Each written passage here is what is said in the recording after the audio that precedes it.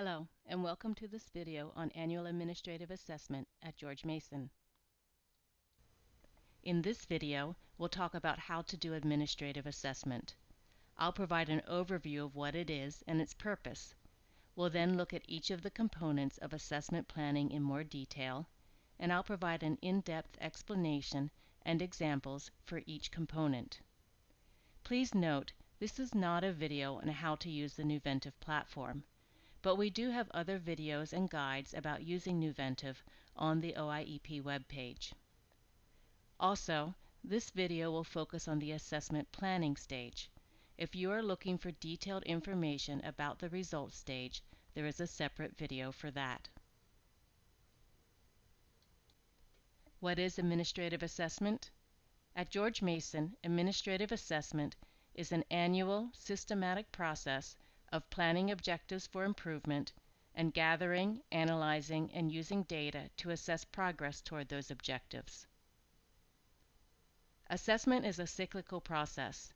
At the beginning of the year, your unit plans objectives, measures, and targets that will help it better achieve its goals and mission. During the year, you will implement the objectives, carrying out the activities or improvements intended to help you achieve your objectives. You may also want to collect data along the way. At the end of the year, your unit analyzes the results and reports its findings. You'll assess the progress made toward your objectives and use the results to identify what's working and what's not, looking at your strengths and successes as well as opportunities for further improvement. With that information, you begin planning for the next year.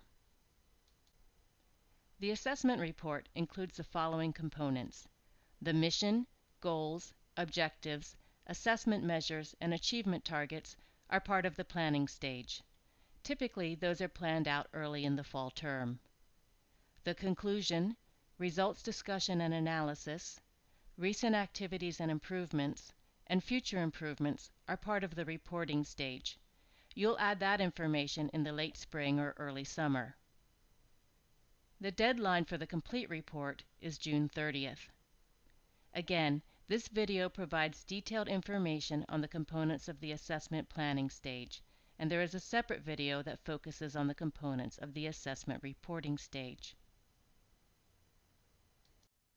Why do we do administrative assessment?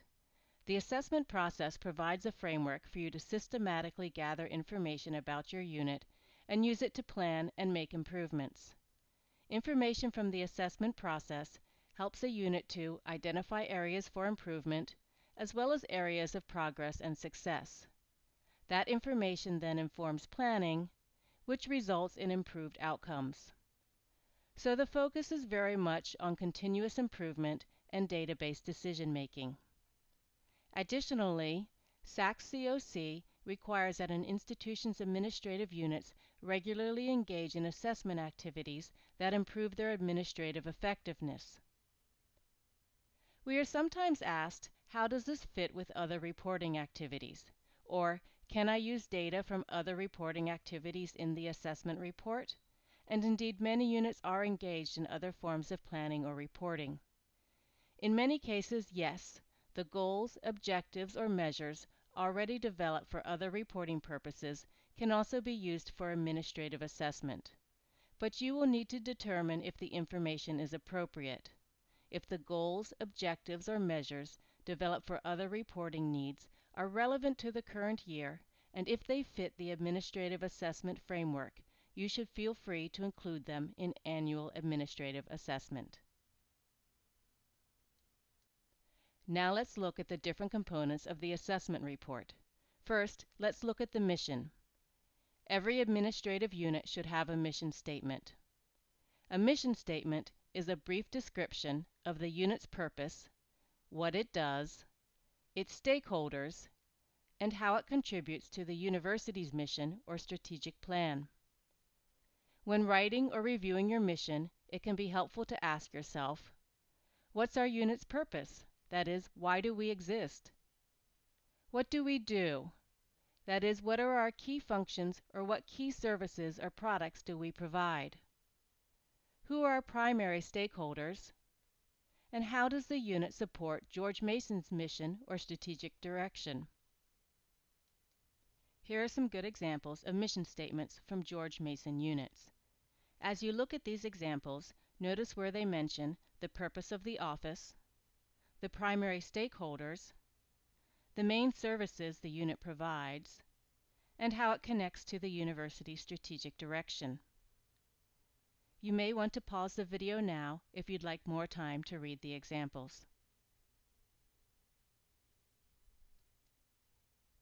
One way to start developing or revising your mission statement is to brainstorm answers to these questions about your unit.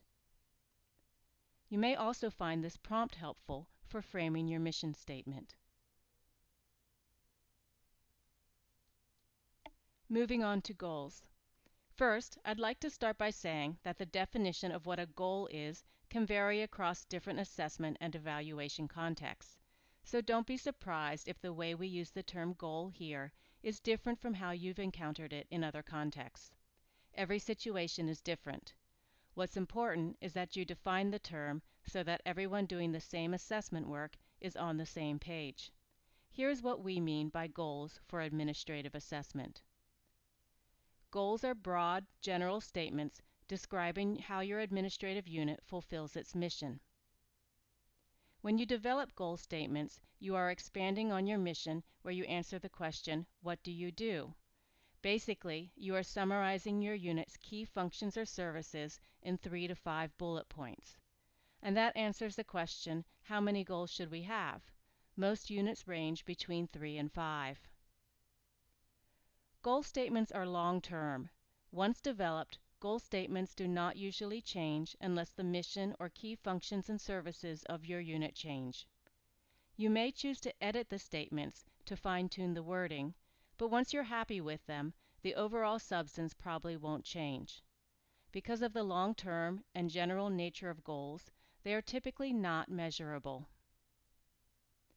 What makes the statements you develop goals is that the tone is aspirational. You are describing the services and functions your unit performs as you would ideally like to be able to describe them. For this reason, you often see positive adjectives or adverbs in goal statements, such as effective, efficiently, successful, and so on.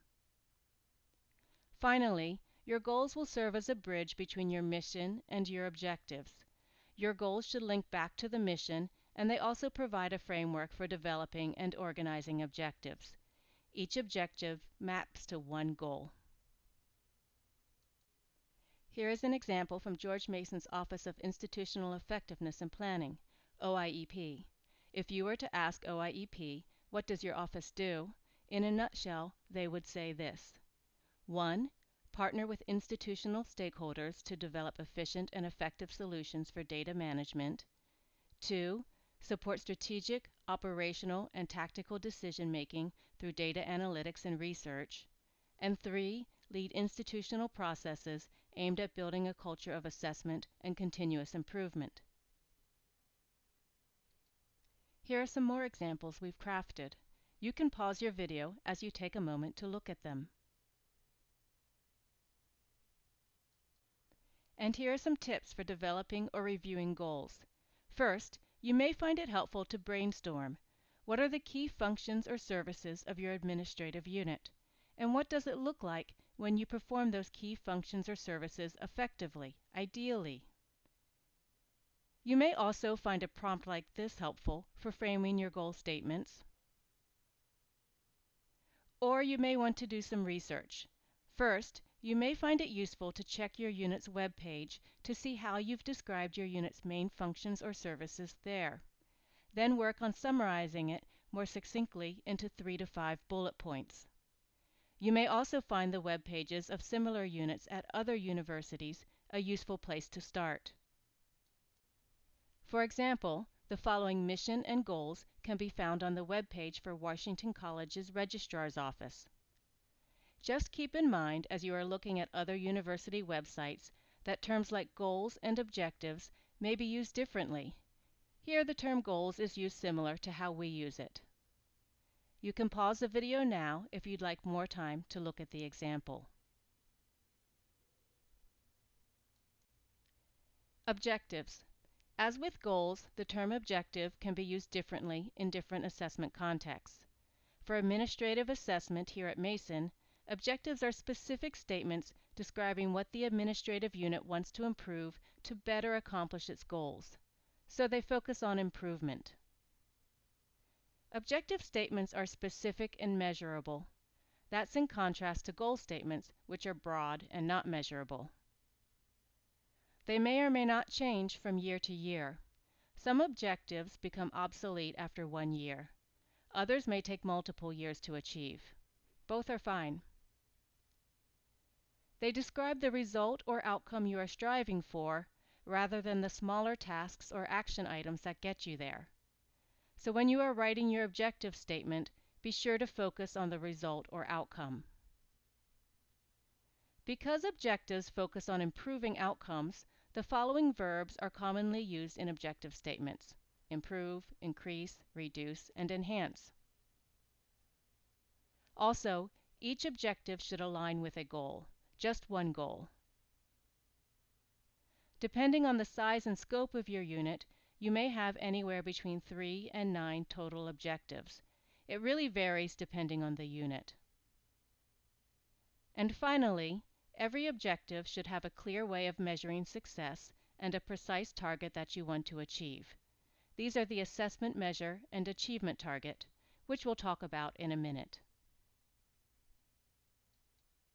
For some examples, let's look again at one of the goals of the Office of Institutional Effectiveness and Planning.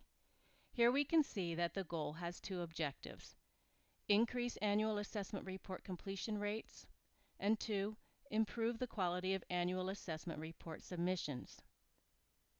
Notice that these are specific and measurable. And this becomes even more apparent once we add in the achievement target.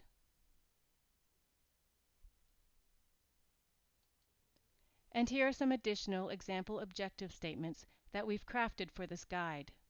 Take a moment and look at these and consider, how would I measure these objectives?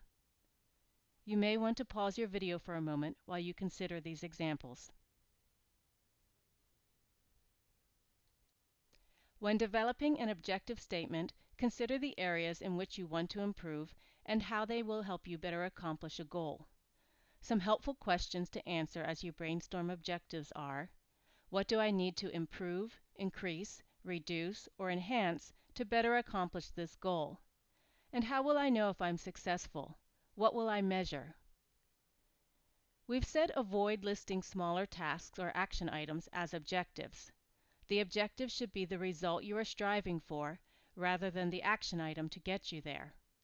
This is not to diminish the importance of the various projects or tasks you are planning. Those are important, and certainly while you are planning your objectives, it's also a good time to plan for those activities. However, you don't want to list every activity you're doing as an objective. It just becomes too much. The various activities or projects you undertake to achieve the objective will appear in the results section of the assessment report, where you describe recent activities and improvements. Short names. When you enter your assessment plan in Nuventive, you'll be asked to include a short name for each goal and objective. These are just labels that will appear in charts, tables, and other places in Nuventive when there is not enough room to display the entire goal or objective statement. To create a short name, choose a couple words or a short phrase that best summarizes what your goal or objective is about. Here are some examples of short names. And here are the short names OIEP used for the goal and objectives we've been looking at.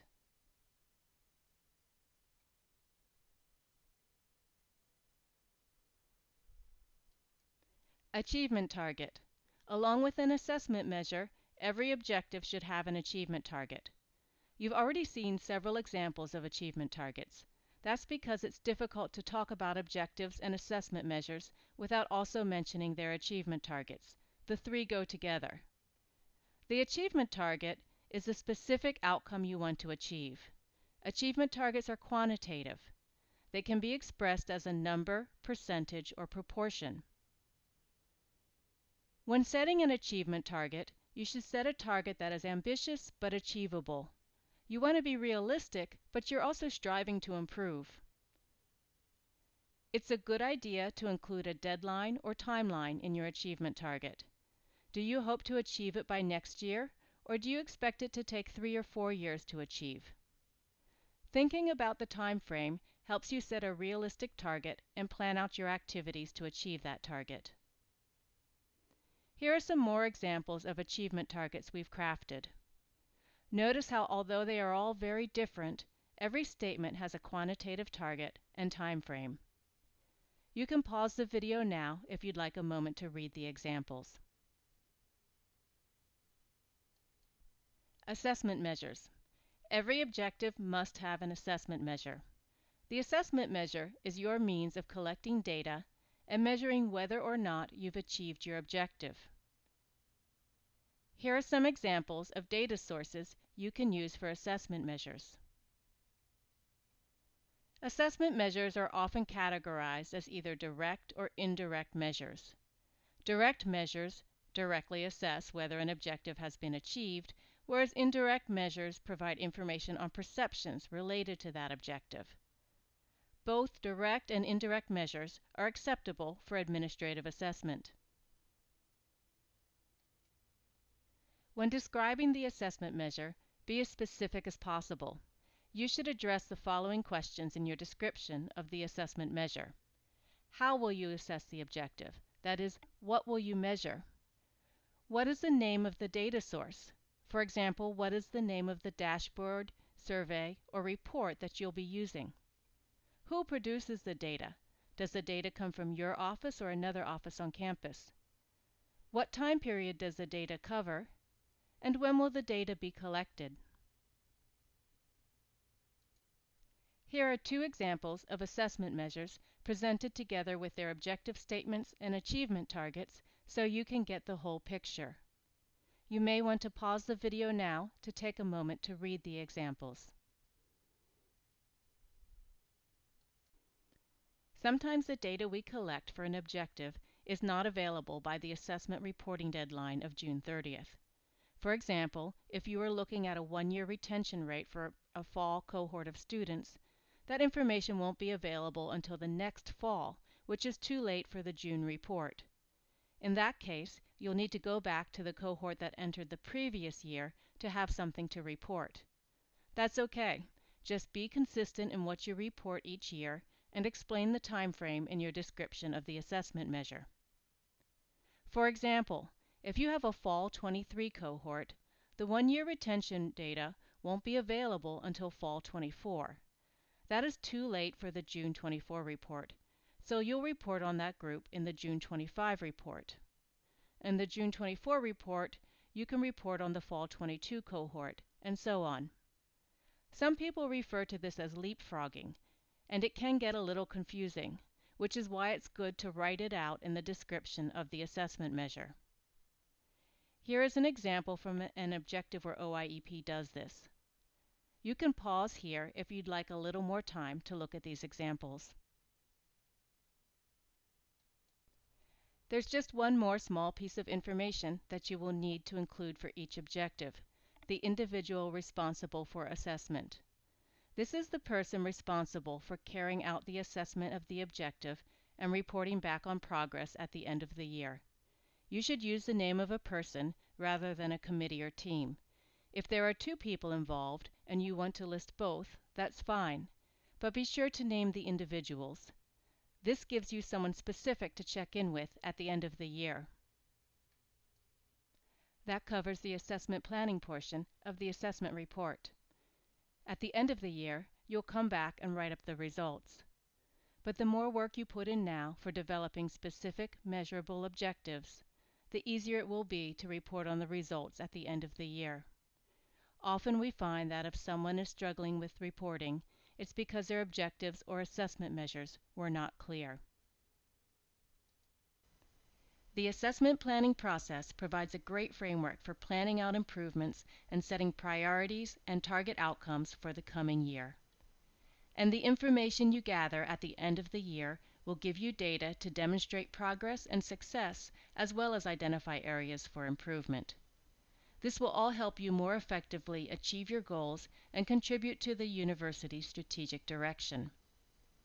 You can find more resources on administrative assessment on our webpage. There you'll find templates for drafting your assessment plan, as well as written guidelines and more videos. You can also reach out to us at oiep@gmu.edu with questions. Thank you.